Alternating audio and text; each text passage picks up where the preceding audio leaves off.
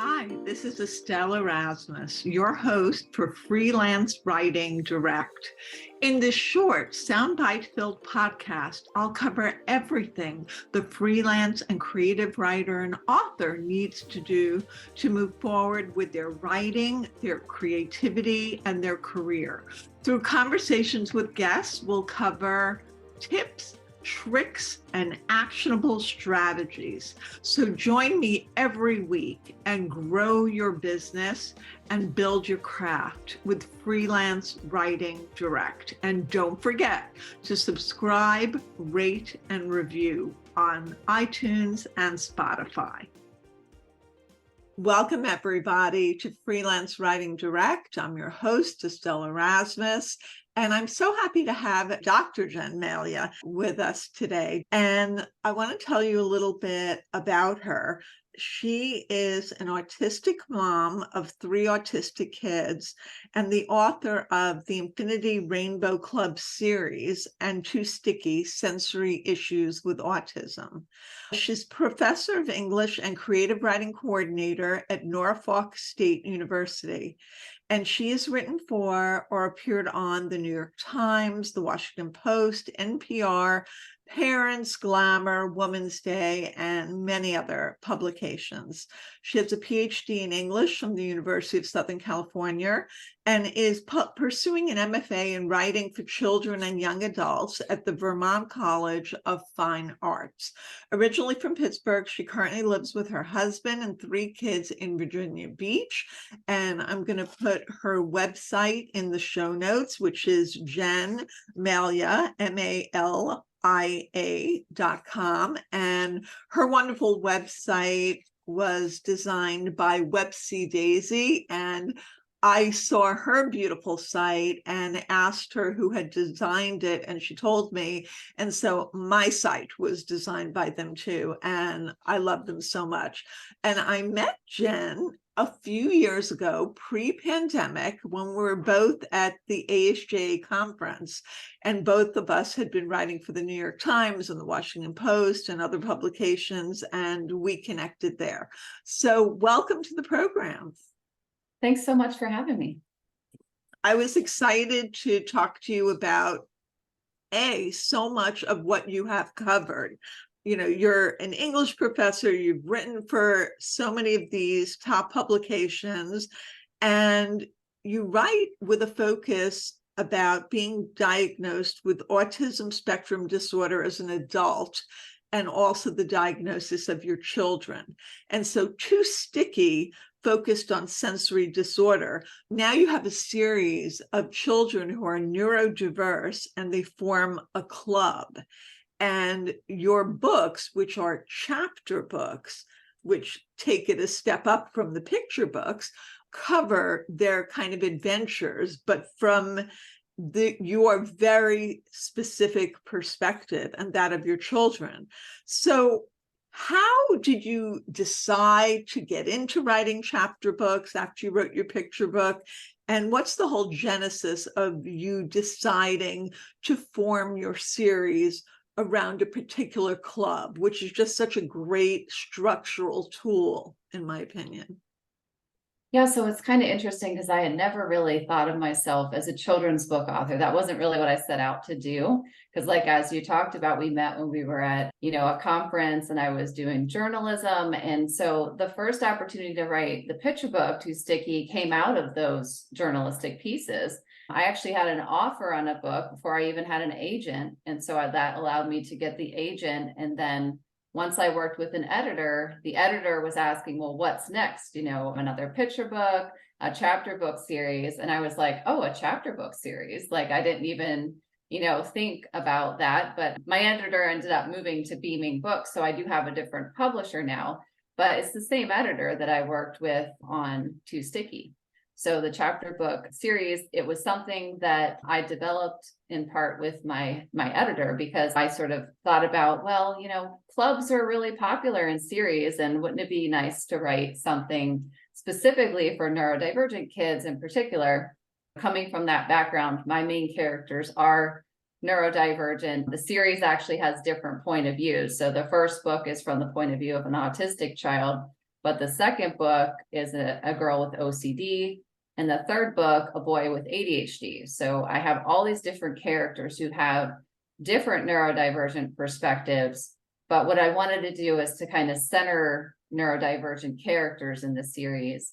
And it was something that I didn't think of it as a series just for neurodivergent kids, though. I do think it's important that neurotypical kids read it too, so that they can see neurodivergent characters as heroes too. Like to have neurodivergent characters be the heroes of their own stories, but also to let other kids sort of see an autistic boy as a hero as well, so that it's not something that I think there's a lot of stigma about autism.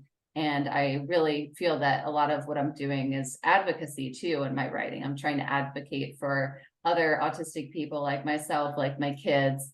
And my family, all 5 of us are neurodivergent. My husband is too.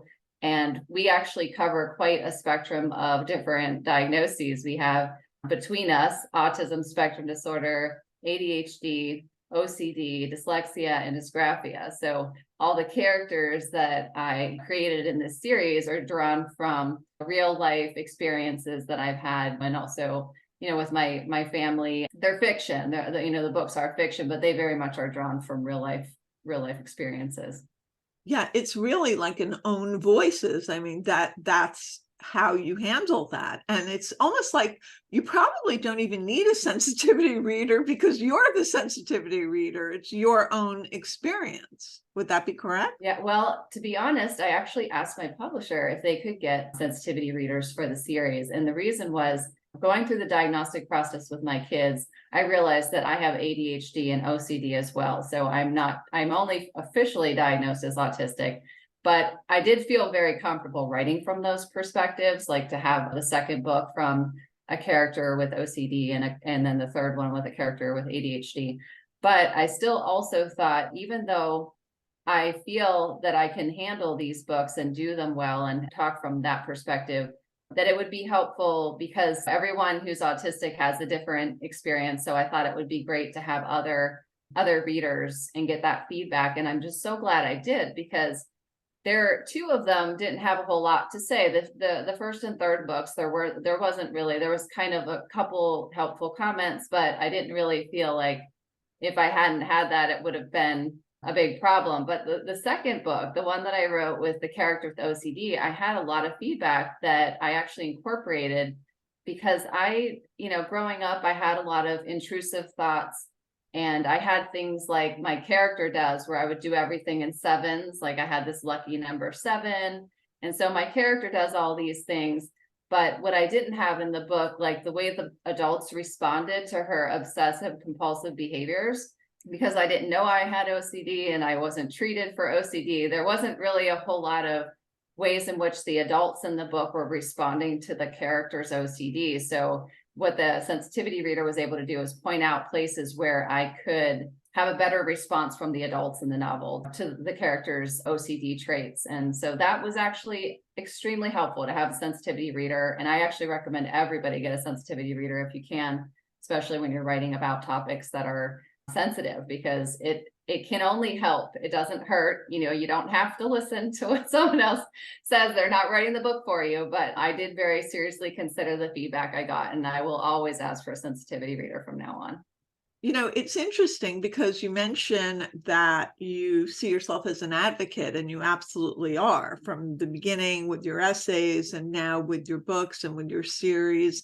And I didn't realize that your editor had moved from the old publisher for Too Sticky but now I understand, because you wrote a very sincere and honest appraisal of a reaction to that your original publisher was going to originally run your series, and you wrote it in Publishers Weekly that they didn't really support the idea of neurodivergent characters because they thought that it would make other people feel that they weren't included. And I really thought it was courageous and smart of you to write that piece, which I have in front of me. Yeah, the Publishers Weekly piece too it was an op-ed that I really wanted the publishing industry to know that there were a lot of times when I was just working on, there's, like I said, a lot of stigma about autism and, ADHD, but there's also, I think, this belief that I'm always talking about how these books aren't just for neurodivergent kids. They're for any kids to understand better neurodivergence. And I think some publishers aren't necessarily thinking it's as mainstream as it should be, but at least 1 in 5 kids are neurodivergent. So if you've got a classroom of 25 kids, there's like 5 of them in that classroom that are neurodivergent. So it's actually a lot more common than people think. And I think, the chances that any kid would go through life and not encounter another neurodivergent kid are pretty slim if 1 in 5 are neurodivergent. So it doesn't really matter whether they're neurodivergent. They have to understand what it's like to interact with other people. So that piece was, I kind of brought those statistics in and hoped that publishers would be aware that, it is important for mainstream audiences to have books like, there's so many kids that need books like this, and there just aren't very many of them out there. I mean, there's certainly not, if you say that at least 1 in 5 are neurodivergent, not 1 in 5 books have a neurodivergent character who's the main character. So there's just very few that actually come from that perspective. And then when you look at how many authors are actually neurodivergent themselves writing these books, the numbers go down even further. So it's kind of a call out to say we need a lot more books. We need to be sensitive, to the needs of kids for other neurodivergent books. And I'm just so glad I was able to write this series, that my editor from Albert Whitman was where Too Sticky was published. She moved over to Beaming Books. When she took the concept to Beaming Books, they were all very enthusiastic about it. And I've had a just amazing experience working with my new publisher. That's wonderful. That's wonderful to hear. And it's almost like your work is starting a movement, because your advocacy is really building the focus and the interest on bringing these issues or regular parts of life out into the public consciousness. So a lot of my listeners and viewers are very interested in writing a children's book, and you've had experience with a picture book and now with a chapter book series, and you're also a writing teacher. So what kind of guidance or actionable advice can you share about actually writing a children's book?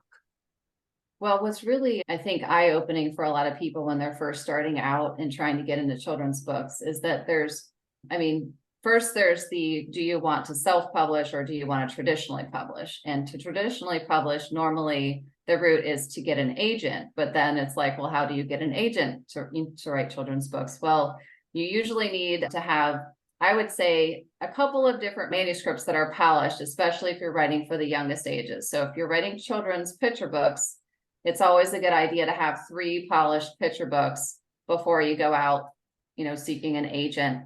And then with a chapter book series, you wouldn't need the whole series written out, but you would want to have the first book and also the concepts for the other books that you're proposing in the series.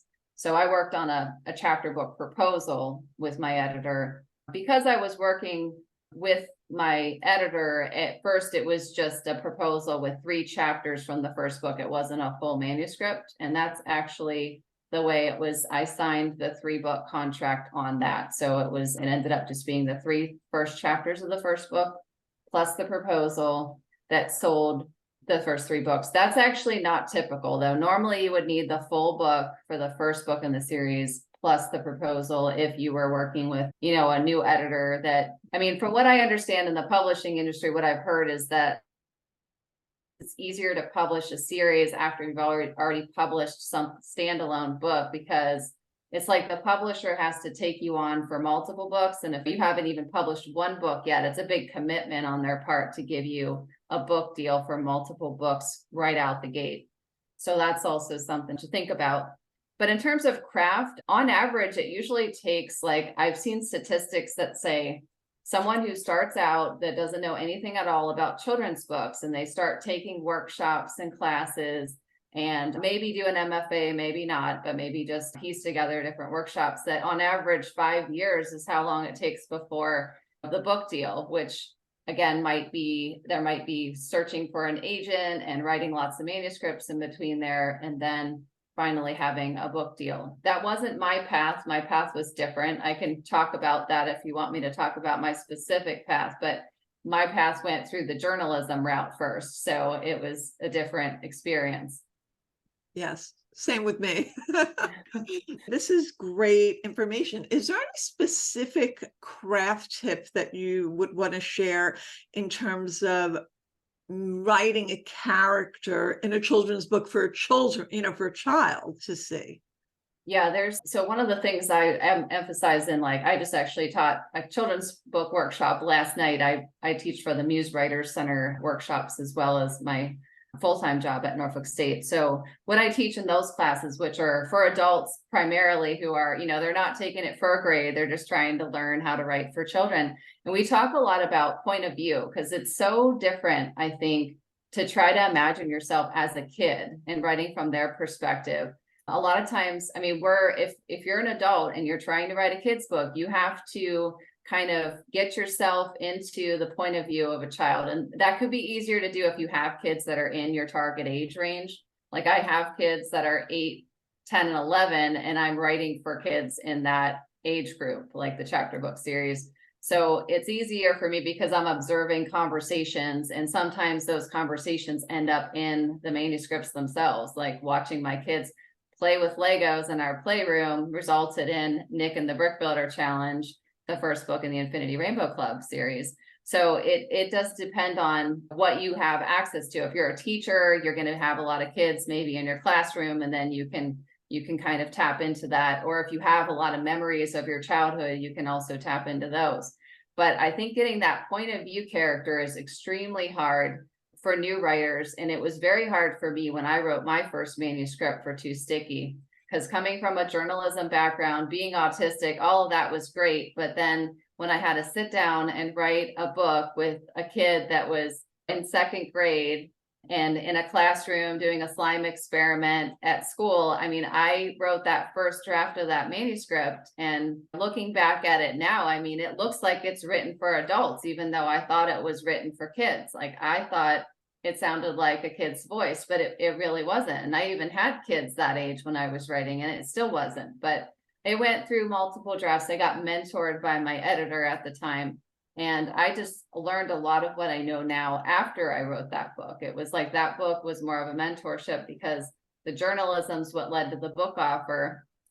And then I was able to work one-on-one with an editor to get it through many, many drafts before it was something that was actually from the point of view of a child. That's the hardest thing. The point of view, I think, is extremely hard to get, and reading a whole lot. Like I always tell my students, read at least 50 books in whatever genre that you're like. If you're going to write a children's picture book, read 50 that have been published in the last 2 to 5 years. Don't read stuff from back when you were a kid. Dr. Seuss is great and all, but we don't want to like look back at books that were published back then, and don't look at the classics, because that's not what the publishing industry is right now. You have to look at what's happening right now. And you don't need to follow trends, but you do need to see, like, if you're going to write something that's so different than anything else that's been published in the last 2 to 5 years, the chances are that a literary agent or an editor is going to pick it up are very slim. So you really do want to learn the industry so that you can break into it. I love that advice about the POV and kind of using what is around you, like if you have kids or somebody that you're around, if you're a teacher, and also reading current, because you're right, the old school stuff that really sold and still sells, it's not what they're looking for today. I wanted to ask you, you've been writing for quite a while. And you write a lot about, or you did, right, wrote a lot about parenting. And is this something that you're kind of, because I think there's a lot of deficit of information out there in parenting neurodiverse kids. Is that a place that you also want to fill in with information? Yeah, so I still write like the occasional essay, but I've been focusing so much on children's books lately that I haven't had as much time. I find myself doing a lot more speaking engagements that are focused. And I actually just recently got a speaking agent. So now I'm going to be doing even more of that. But I'm hoping to go into more schools and libraries, but also like I present at teaching conferences and other kinds of speaking events. And I'm hoping to develop that part of my career and also speak more to parents and basically just more mainstream audiences, but specifically to advocate for autism and neurodiversity. And also to continue writing children's books and also occasional essays. But I feel that it's like there's only so much time in the day, and I'm also working full time as a professor. So I have to kind of pick and choose what I'm working on at any given time. And right now, since the series is doing really well and I'm really excited about writing for children, I'm going to keep pursuing that for now. And maybe down the line, there'll be, some nonfiction book for adults that's specifically in the sort of parenting space, but it's not what I'm pursuing right now. Thank you again, Jen. It was great having you speak. Thank you so much for having me.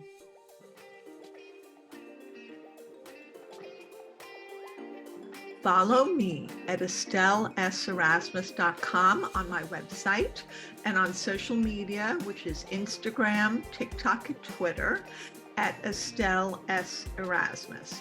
And we're now on YouTube for Freelance Writing Direct.